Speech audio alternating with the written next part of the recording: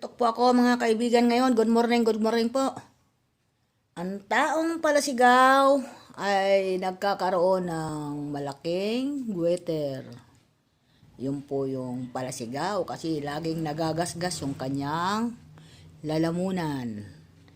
Yun po mga idol. At nai-stress at pumapangit.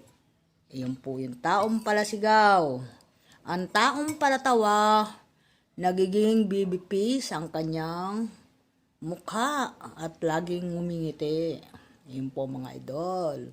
Hindi po siya tumatanda agad-agad. Hindi kumukulubot.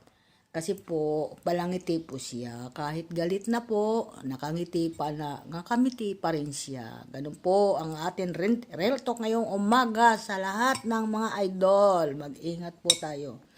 Ayun po mga idol. Ako po ay walang magawa at ako kumakain ngayon dito sa lamisa. Ay pasensya na po kung hindi nyo nagustuhan. Bahala na po kayo. Thank you po. Bye-bye po. Kain po tayo. Ito, kumakain ako. Thank you. Bye-bye.